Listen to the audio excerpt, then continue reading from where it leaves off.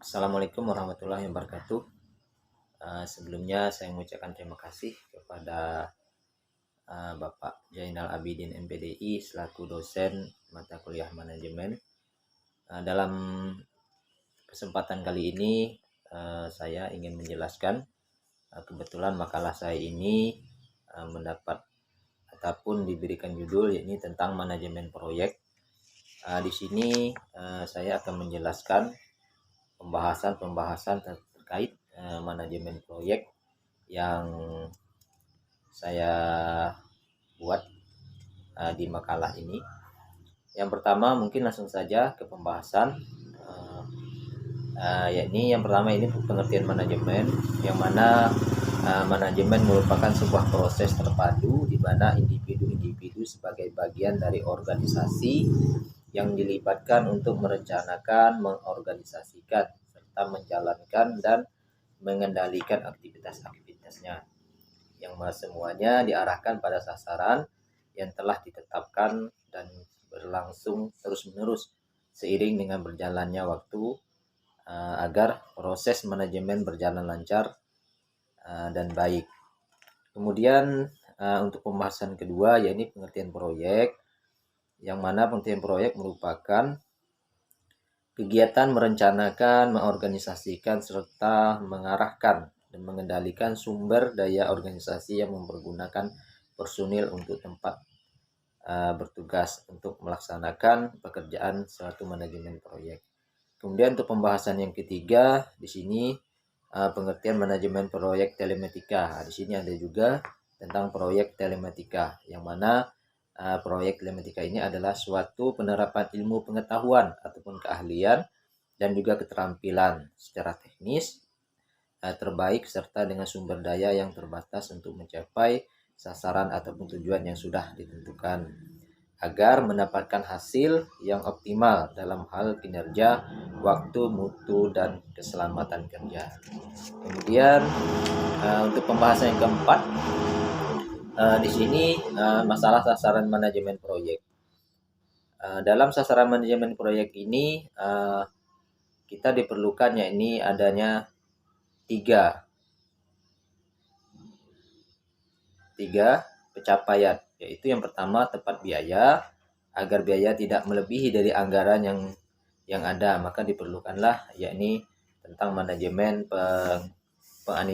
penganalisis biaya. Kemudian tepat waktu, ini juga penting karena dalam suatu manajemen proyek waktu harus ditentukan agar berjalan dengan baik sesuai dengan perencanaan. Kemudian tepat mutu, dan ini mungkin saya juga meringkas sedikit. Mutu ini sangat penting karena harus dijaga juga mutu agar kualitas hasil pekerjaan kita berjalan dengan baik dan mendapat kepercayaan dari pihak terkait.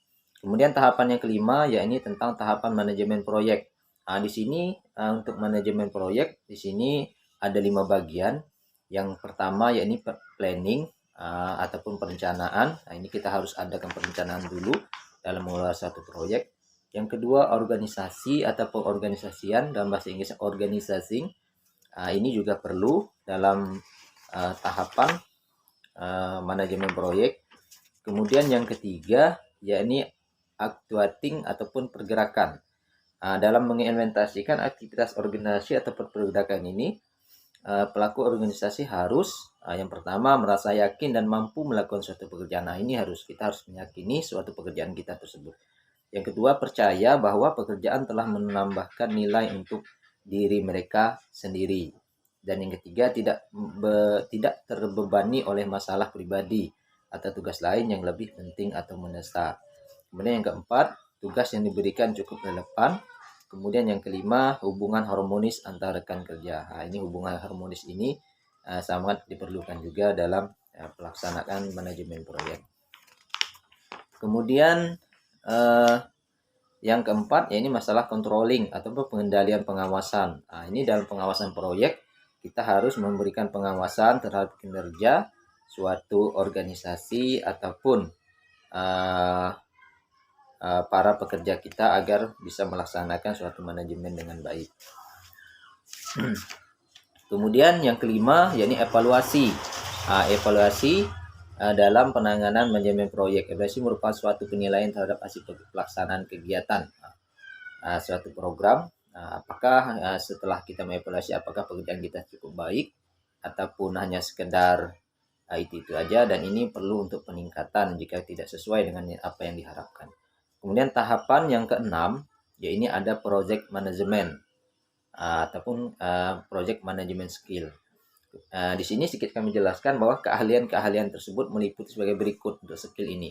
Yang pertama ada keahlian teknis, kemudian keahlian berkomunikasi, dan komunikasi ini saya rasa cukup penting sekali agar kita bisa membicarakan hal-hal mengenai proyek yang ada. Kemudian keahlian yang ketiga, keahlian konseptual ataupun keahlian dalam berpikir. Ini untuk mengembangkan suatu proyek yang kita jalankan. Kemudian yang keempat, keahlian dalam mengambil keputusan. Ini agar suatu berjalan dengan baik, mungkin keputusan yang kita ambil itu sebelum kita melaksanakan keputusan mungkin harus ada pemikiran-pemikiran yang lebih relevan tadi seperti di nomor 3. Kemudian yang kelima, yakni keahlian dalam mengelola waktu. Ini dalam mengelola waktu yang mana mungkin dalam proyek tersebut mungkin di situ sudah ada batas waktu-waktu tertentu sehingga kita tidak bisa lagi melebihi batas waktu yang telah ada. Kemudian untuk pembahasan yang ketujuh, di sini ada area pengetahuan proyek. Dalam hal ini ada 9 area pengetahuan proyek. Yang pertama project scope management. Project scope management yang bisa dilakukan dan aktivitas-aktivitasnya. Yang pertama proses ruang lingkup proyek. Kemudian yang kedua, project tim manajemen. Proyek tim manajemen proyek dapat dilaksanakan sesuai dengan waktu yang telah ditetapkan. Ini tadi waktunya mungkin sudah ditetapkan. Misalnya satu proyek itu ada waktunya memakan beberapa bulan ke depan. Dan itu mungkin biasanya kita lihat sekali di papan-papan nama proyek ada tertera situ sumber dana maupun pelaksanaannya itu dari perusahaan apa, PT apa, dan biayanya pun juga ada sering itu kita temukan di papan nama proyek. Begitu juga sumber dana, apakah dari provinsi, kabupaten, bahkan pusat sekalipun maupun desa. Kemudian yang ketiga ada project cost management. Kemudian yang keempat ada project human resource management. Project manajemen proses menganalisakan dan mengelola atau menempatkan orang-orang yang terlibat dalam proyek sehingga orang tersebut dapat memanfaat potensinya secara efektif dan efisien. Ini maksudnya kita dalam menerapkan atau memberikan tempat pekerjaan terhadap orang ataupun agar kualitasnya lebih terjamin. Yang kelima, yakni project risk management, yaitu proses sistematis untuk merencanakan, mengidentifikasikan, menganalisis, dan merespon risiko proyek. Tujuannya yakni meningkatkan peluang dan dampak peristiwa positif dan mengurangi peluang dan dampak peristiwa yang merugikan proyek. Ini project risk management. Kemudian yang keenam ada project komunikasi manajemen. Ini adalah kompetensi yang harus dimiliki manajer proyek, dengan tujuan utamanya adalah agar adanya jaminan bahwa semua informasi mengenai proyek akan sampai tepat waktunya dan dibuat dengan tepat, dikumpulkan, dibagikan, disimpan, dan diatur dengan tepat pula. Kemudian yang ketujuh ada project quality management, yaitu aspek-aspek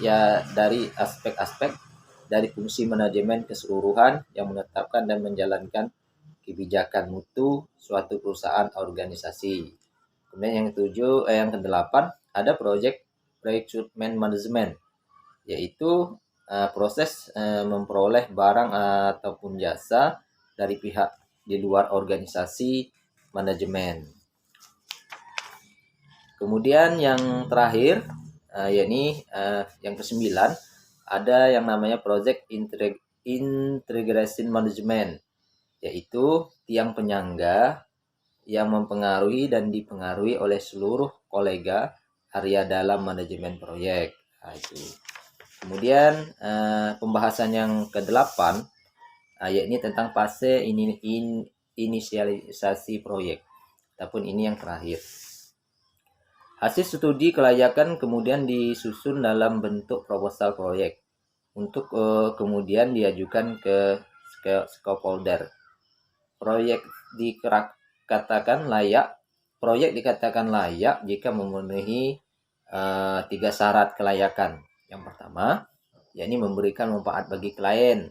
Yang kedua, memberikan solusi pada masalah yang sedang dihadapi oleh pemilik proyek. Dan yang terakhir atau yang ketiga, dapat dilaksanakan sesuai dengan waktu yang diharapkan agar anggaran yang tersedia dan aktivitas serta sumber daya yang terukur. Kemudian, dalam pengendalian proyek dilaksanakan secara umum dapat dikelompokkan menjadi 3 kelompok. Yang pertama, pengendalian mutu. Yang kedua, yakni pengendalian waktu. Nah, itu tadi mengenai waktu mungkin sudah diterapkan, kita harus tepat waktu dalam mengerjakan proyek. Begitu juga tadi yang pertama masalah mutu, mungkin ini menjadi prioritas juga. Kemudian yang terakhir, yang ketiga, yakni pengendalian biaya. Pengendalian biaya mungkin sini sudah dalam melaksanakan manajemen proyek, biaya mungkin sudah diatur ataupun sudah kita buat sesuai dengan RAP ataupun teknik-teknik lainnya. Kesimpulan dari makalah saya ini dapat saya simpulkan adalah yang pertama, manajemen merupakan sebuah proses terpadu di mana individu-individu sebagai bagian dari organisasi yang dilibatkan untuk merencanakan, mengorganisasikan, menjalankan, dan mengendalikan aktivitas yang semuanya diarahkan pada sasaran yang telah ditetapkan dan berlangsung terus-menerus. Kemudian yang kedua, untuk dapat mengimplementasikan kegiatan manajemen tersebut sesuai dengan fungsinya masing-masing, maka diperlukan beberapa keahlian manajemen yang diperlukan oleh setiap orang yang terlibat dalam organisasi tersebut. Dan yang ketiga, ilmu untuk mengelola proyek disebut dengan manajemen proyek. Dan yang keempat, yakni area pengetahuan yang diperlukan dalam mengelola sebuah proyek. Terdapat 8 aspek pengetahuan yang tadi sudah saya jelaskan. Manajemen proyek lingkup, manajemen kualitas, manajemen biaya, kemudian komunikasi, dan yang terakhir adalah risiko manajemen pengadaan. Demikianlah makalah saya ini terkait mata kuliah manajemen, judul makalah manajemen proyek. Mungkin dalam hal ini mohon maaf sekali kepada Bapak dosen pembimbing. Tentu saja banyak sekali kekurangan. Tentu kami mohon masukan agar sekiranya kami bisa belajar lebih baik lagi tentang mata kuliah manajemen yang Bapak berikan kepada kami. Mungkin ini yang dapat kami sampaikan. Sekali lagi kami mengucapkan terima kasih dan mohon maaf atas segala kekurangan. Dan saya akhiri, wabillahi taufiq wal hidayah. Wassalamualaikum warahmatullahi wabarakatuh.